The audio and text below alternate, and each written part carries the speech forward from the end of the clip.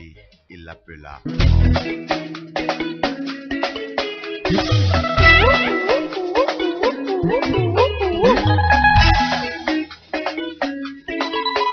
Pili Pili Magazine, l'actualité commentée et pimentée avec le double regard des grandes voix de Manguimbo FM.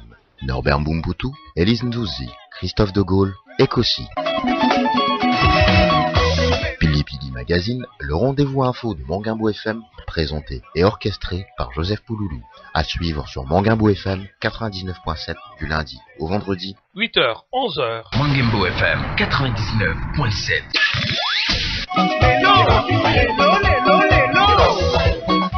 Et bien sûr, à 9h30, Christophe de Gaulle se prépare et il fait ses pompes. On devait avoir Bénédicte Monville de Seco, la conseillère municipale de Melun, qui a sûrement eu une panne d'oreiller, mais en attendant bien sûr, notre ami Christophe de Gaulle pourrait en tout cas être de notre. De quoi allons-nous parler ce matin? Bien sûr de l'investiture du 45e président des États-Unis, Donald Trump, et nous allons parler aussi, bien entendu, de ce qui se passe du côté de la gauche qui cherche à se doter d'un candidat. On espère que la gauche va y arriver. Hier, c'était donc le troisième et dernier débat des primaires de la gauche, des primaires, en tout cas, avec l'ombre de Macron qui se prépare bien sûr à rafler la mise à gauche avec des ralliements qui n'en finissent pas, en Seine-et-Marne notamment, quelques élus qui ont fait la dernière campagne électorale à gauche ont choisi de rejoindre le mouvement En Marche de Emmanuel Macron. Hier, c'était leur rendez-vous, leur meeting à Savigny-le-Temple, et évidemment, beaucoup de ceux qui ont choisi de le rejoindre étaient là. Christophe de Gaulle va analyser pour nous ce mouvement. Bonjour Christophe. Oui, bonjour. Attendez, je nous libère de Monsieur Youssoundo Christophe de Gaulle en France, bien sûr. On garde un regard sur Emmanuel Macron qui continue de monter, alors que la gauche débat de son programme sur les antennes. Mais d'abord, j'aimerais que vous aidiez nos auditeurs. Je sais que entre les États-Unis et le Canada, c'est toujours les Amériques, et vous êtes mieux placés que nous pour comprendre cette grande tradition américaine entre divertissement et le sérieux. Mais l'investiture, la prestation de serment d'un président américain répond à des normes établies depuis au moins 1930. C'est à 12 heures que le président et son vice-président prêtent serment, et par la suite, et évidemment, c'est sur la Bible qui a appartenu à Abraham Lincoln, c'est ça? En principe, il y a deux Bibles. Il y a la Bible qui a appartenu à Lincoln. Il y a une deuxième Bible, c'est la Bible personnelle sur laquelle on prête serment. Ah d'accord, c'est-à-dire le futur président peut amener sa propre Bible aussi. Il a sa propre Bible, Bible d'enfance, ou alors celle qu'il vient d'acquérir. Et ensuite, il y a la tradition veut que ce soit ainsi. Ouais. Allô, ouais. Christophe, ouais, restez avec nous. Je crois que il y a l'élu de Seine-et-Marne qui nous rejoint. On va la saluer. Bonjour Bénédicte Monville de Seco. Bonjour. Merci d'être avec nous ce matin. On s'inquiétait un peu parce qu'on a essayé de vous joindre et on s'inquiétait que vous ne nous fassiez faux bond. Donc nous sommes déjà avec Christophe de Gaulle qui intervient depuis les États-Unis. Peut-être aussi juste pour vous, qu'est-ce que ça peut représenter pour notre monde, l'investiture du 45e président des États-Unis qui arrive accompagné d'une forte contestation de mouvements catégoriels. Ce que ça représente surtout, c'est que on a élu à la tête des États-Unis un homme qui a menti très régulièrement sa carrière, qui est un homme excessif, qui est un homme qui est capable de condamner des hommes verbalement sans avoir aucune preuve de leur culpabilité, et qui ensuite, quand il s'avère avoir été innocent, est incapable de reconnaître son erreur, qui est un homme qui n'a aucune connaissance du monde alentour. Il connaît très mal l'Europe, par exemple, qui est un homme du spectacle, qui est un hâbleur, voilà, c'est le triomphe de la politique spectacle, de la bêtise et de la violence, et c'est très inquiétant. C'est très inquiétant pour ce qui va se passer, parce que les États-Unis, c'est la première puissance mondiale, c'est la première puissance militaire au monde, qui a qui a des intérêts économiques extrêmement puissants à défendre, dans un monde où l'accès à l'énergie et les ventes d'armes représentent sûrement les plus gros business qu'on connaisse, et donc c'est très grave. Alors, évidemment, oui, justement, mais on ne va pas. C'est le choix des Américains. C'est ça aussi. Est-ce que ça montre les limites de la démocratie, ou on pouvait faire autrement? Ça montre pas les limites de la démocratie, ça montre les limites de nos démocraties, qui, à certains égards, ne sont pas des démocraties. Quand la majorité des médias sont concentrés entre les mains de puissances d'argent, qui ont des intérêts évidents à vendre un monde qui est une illusion, eh bien, c'est la limite effective de nos démocraties. Mais ça existe aussi en France. Aujourd'hui, en France, la majeure partie des médias appartiennent à de grands groupes qui sont des vendeurs d'armes, Dassault, Lagardère, qui sont des gens qui ont un intérêt évident dans l'image du monde qu'ils nous vendent, qui est une image qui ne correspond absolument pas à la réalité de ce monde, mais qui finit par devenir effective pour ceux qui à force de regarder ces télévisions, de voir ces unes de journaux, finissent par penser que le monde c'est ça. Et puis il n'y a pas seulement ça, c'est une chose, et à côté de ça, il y a une réalité économique qui est aussi une faillite de nos démocraties, c'est-à-dire une inégalité sociale croissante, un accaparement des richesses toujours plus évident et toujours plus violent. Et donc voilà, aux États-Unis, il y a une pauvreté incroyable, d'autant plus impressionnante que quand vous êtes pauvre aux États-Unis, vous n'avez pas l'état social qu'il peut y avoir en France, et qui peut vous aider à rester un tant soit peu en dehors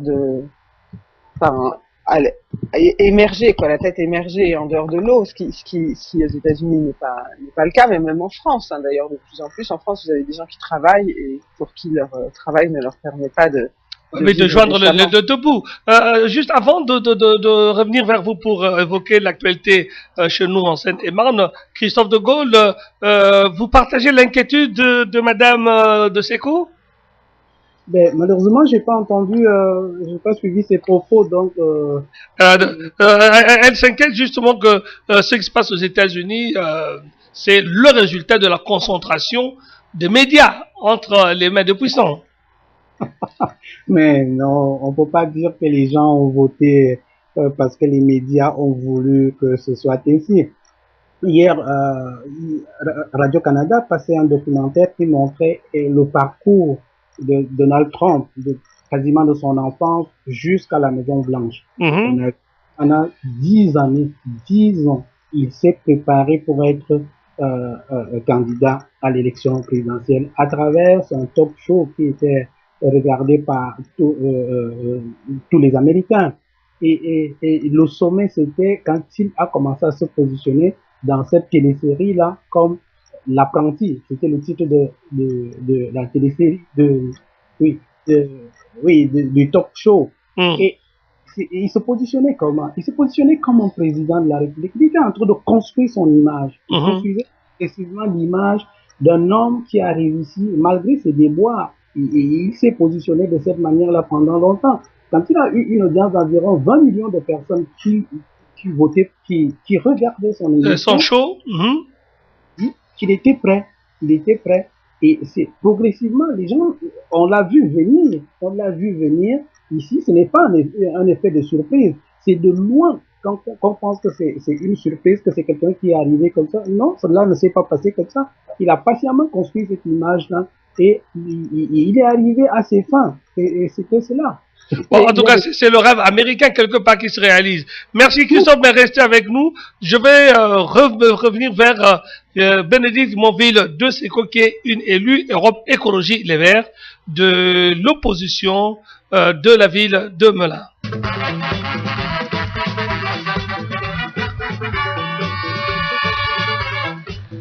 Bénédicte Monville de Seco, vous êtes notre invité ce matin sur Mangembo FM dans la grande matinale Pili Pili.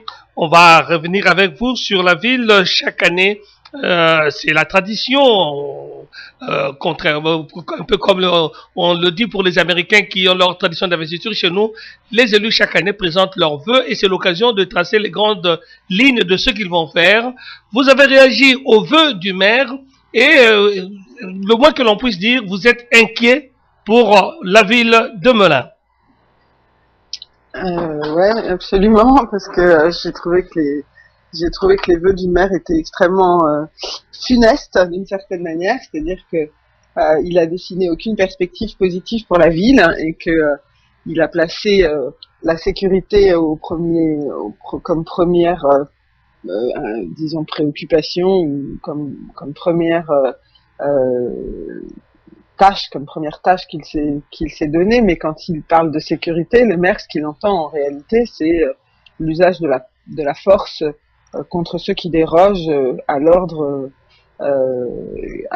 qu'il veut pour sa ville. Alors l'ordre public, mais est-ce que c'est pas l'époque qui le veut avec cette tension sécuritaire que nous vivons jour le jour? C'est-à-dire que si on se donne, si on a l'illusion qu'on va régler les problèmes d'insécurité uniquement à travers l'usage de la force, je pense qu'on se prépare une société extrêmement violente et extrêmement difficile à vivre. On sait très bien que les problèmes de délinquance auxquels le maire faisait allusion, parce que à Melun, on a affaire essentiellement à des problèmes de délinquance, sont des problèmes qui sont intimement liés à l'insécurité sociale et que cette insécurité que peuvent ressentir les gens dans la ville, d'abord, elle est aussi très largement manipulée, elle aussi par les médias, etc. Parce que quand on regarde les statistiques, après, on se rend compte que on parle de choses qui existent, mais enfin qui sont pas non plus de là à y consacrer les 3/4 d'un discours à des vœux de bonne année à ses habitants et à ne rien dire d'autre de ce qui se passe dans cette ville, c'est quand même un peu dramatique. Mais surtout cette délinquance, elle répond à une insécurité sociale dans des quartiers qui sont gangrénés par le chômage, dans des quartiers où les jeunes n'ont quasiment aucune perspective d'insertion sociale et où en plus, ils en ont, hein, bien sûr, mais ils en ont. Il y a 40% de chômage, quoi, chez moins de 20 ans dans ces quartiers-là. Faut voir la différence que ça représente avec des quartiers, avec les quartiers les plus intégrés, les plus intégrés de la ville, où là le chômage chez les jeunes, qui est déjà plus important que le chômage chez les seniors, enfin pas les seniors, mais les gens adultes.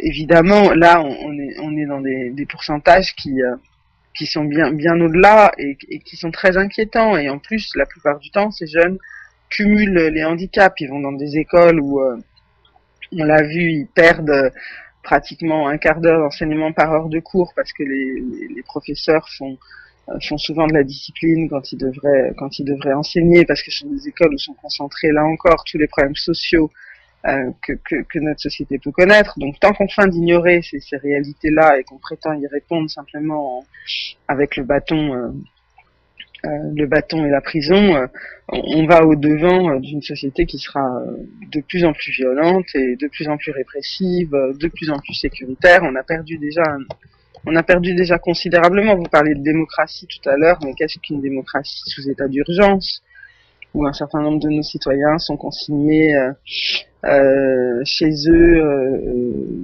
selon selon parfois des critères qui sont discutables, où on a vu des militants écologistes mis aux arrêts chez eux parce que on pensait qu'ils pouvaient troubler l'ordre public. Enfin, je veux dire, qu'est-ce que ça veut dire maintenant que d'arrêter les gens avant même qu'ils aient commis quoi que ce soit, ou que genre, on se rend pas compte que de surveiller les gens comme on les surveille avec des caméras de vidéosurveillance en permanence. Enfin, les gens se rendent pas compte sans doute de ce que ça peut vouloir dire, et pour des raisons, encore une fois, qui sont pas il n'y a pas de délinquance sans raison, quoi, sans cause, et cette cause, elle est d'abord sociale, elle est d'abord économique, et enfin de ne pas le voir. Voilà. Oui, mais justement, est-ce qu'il ne faudrait pas commencer à voir les problèmes de la ville au niveau de l'agglomération pour essayer peut-être de trouver des solutions globales que de continuer à regarder au niveau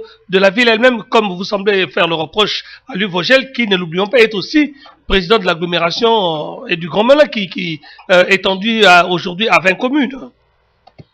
Ouais, il faudrait, mais c'est pas, mais enfin, en même temps, la répartition pour l'instant du pouvoir et des prérogatives entre la ville et la communauté d'agglomération est assez peu claire, et donc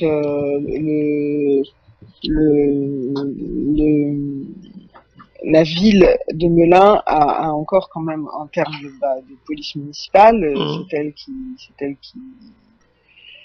c'est elle qui gère ces questions-là. Monsieur Vogel a institué au niveau de la communauté d'agglomération un conseil pour la prévention de la délinquance, mais dont on a absolument pour lequel on n'a aucune espèce d'information sur comment ça marche, qui y siège. Nous, les élus d'opposition, on n'y a pas été invités. On a demandé à l'aide d'ailleurs, on n'y a pas été invités. Donc ça reste une espèce de chose à la discrétion totale du maire. Et puis ces agglomérations-là, les citoyens s'en sentent pour l'instant très éloignés. Quelles prérogatives elles ont exactement, la plupart de nos concitoyens ne le savent pas. Et c'est vrai qu'on se demande de plus en plus à quel niveau est-ce que les choses sont gérées. Est-ce que c'est au niveau de la ville? Est-ce que c'est au niveau de l'agglo? Bon, progressivement, les agglomérations vont prendre de plus en plus de pouvoir, et les citoyens ont grand intérêt à s'occuper de ce qui s'y passe. Mais voilà, là, on en est pour l'instant. En tout cas, ce qui était particulièrement édifiant dans le discours de Vogel, c'est que sa manière d'envisager la ville, c'était vraiment, vous aviez d'un côté les quartiers populaires dans lesquels il y avait grosso modo des sauvageons qu'il fallait mater, et puis de l'autre côté des gens bien qui avaient raison d'être inquiets pour leurs biens et pour eux-mêmes. C'était la vision qu'il a donnée de la ville, c'était ça. Alors que on peut quand même parler de notre ville autrement. D'abord, dans ces quartiers populaires dont il parle, il se passe plein de choses formidables. Par exemple, après, il a parlé de la propreté, pardon, et il a été incapable de parler d'une action qui a été menée par des associations de citoyens à Schuman. Que nous avons relayé sur notre radio, puisque vous étiez là aussi. Oui, ils ont fait un travail remarquable de sensibilisation des enfants du quartier à la propreté, et à travers les enfants de leurs parents. Et il a été incapable de les citer, alors même que les élus de la municipalité avaient été invités, par exemple. Il y a des citoyens qui se mobilisent pour aider à Montaigu, par exemple, au suivi scolaire des enfants du quartier, et ce sont souvent des étudiants qui sont issus de ce quartier qui reviennent pour y faire de l'aide aux devoirs. Enfin, il y a énormément de choses qui se passent dans ces quartiers qui est complètement positive. Il y a souvent beaucoup de solidarité entre les gens, et tout ça n'a jamais été évoqué, quoi. Donc on ne les voit que par le prisme de ce qui n'y va pas, de ce qui n'y fonctionne pas, comme si dans les autres quartiers il y avait que des choses qui fonctionnent. Et si j'ai bien compris, il faudrait que la ville mette en avant, récompense ce type d'initiative pour que les quartiers débordent un peu d'initiative dans ce sens-là. Surtout se sentent intégrés à la ville. Ils font partie de la ville, et les choses positives qui s'y passent sont des choses positives pour la ville dans son entier. Ils sont jamais cette caricature qu'on en fait.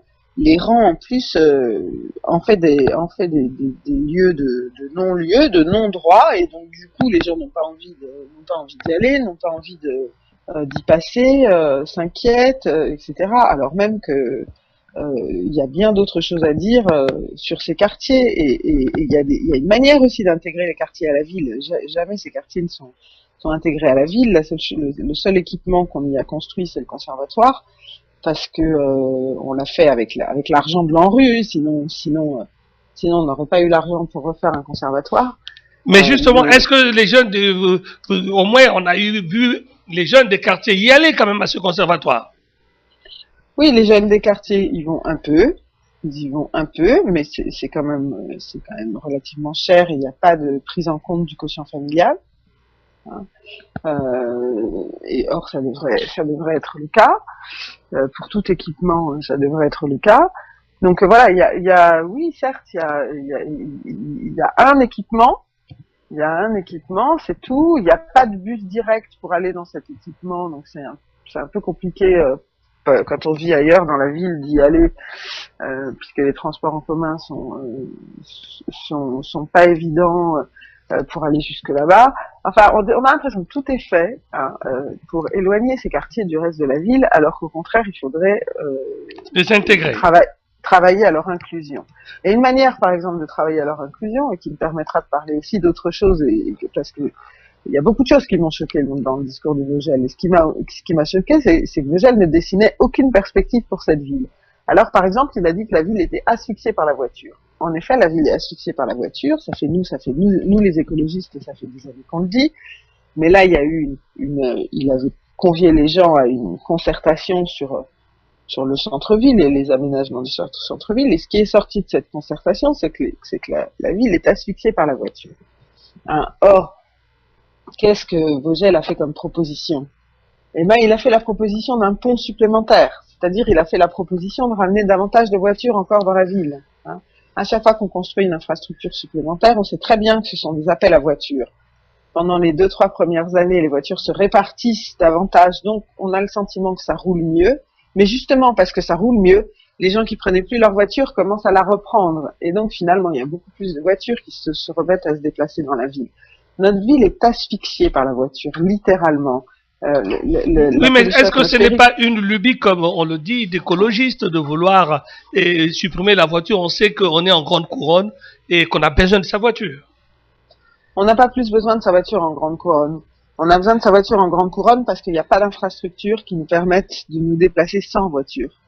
Dès lors qu'il y aura des infrastructures qui nous permettront de nous déplacer sans voiture, les gens se déplaceront sans voiture. Parce que finalement, c'est beaucoup plus confortable de se déplacer dans des transports en commun où on peut lire, où on peut discuter, où on est à peu près sûr du temps qu'on va mettre, que de se déplacer avec des voitures dans des embouteillages, et en plus d'asphyxier nos enfants. Je veux dire, là, il y a 48 000 morts en France du fait de la pollution atmosphérique.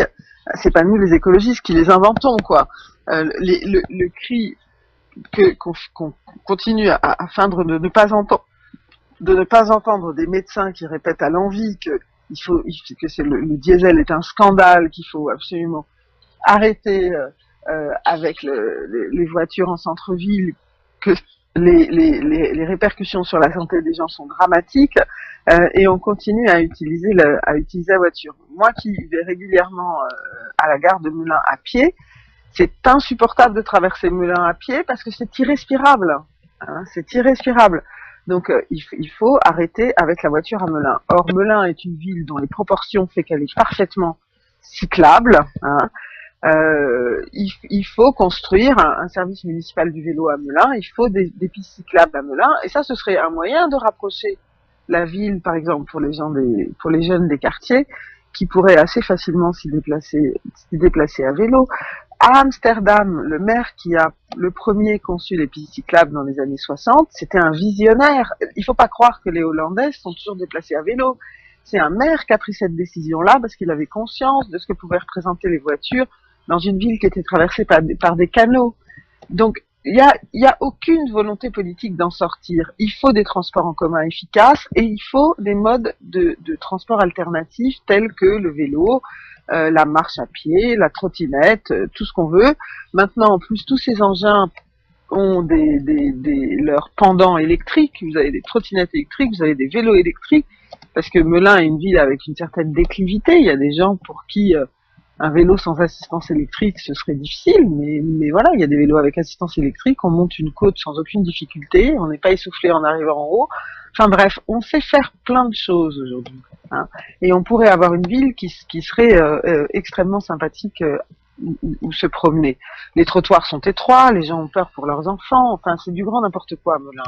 Alors c'est du grand n'importe quoi. Pour terminer, que le temps risque de nous faire de faux, pour que les quartiers se sentent intégrés, il faut aussi qu'ils aient un comportement citoyen. Or, vous le savez comme moi que à chaque élection, ce sont ces quartiers qui font de l'abstention. Alors, qu'est-ce qu'on peut faire pour qu'ils se raccrochent au wagon de la République de la démocratie?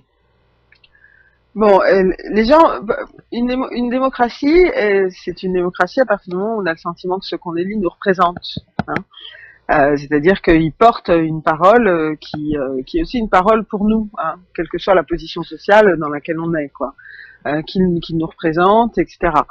Moi, je crois que beaucoup des gens dans ces quartiers ne se sentent pas représentés par les gens qui sont élus, ce qui ne signifie pas qu'ils ne font pas de politique, parce que je crois qu'il faut faire très attention à ça. C'est-à-dire que l'investissement citoyen, c'est une manière de faire de la politique. Hein.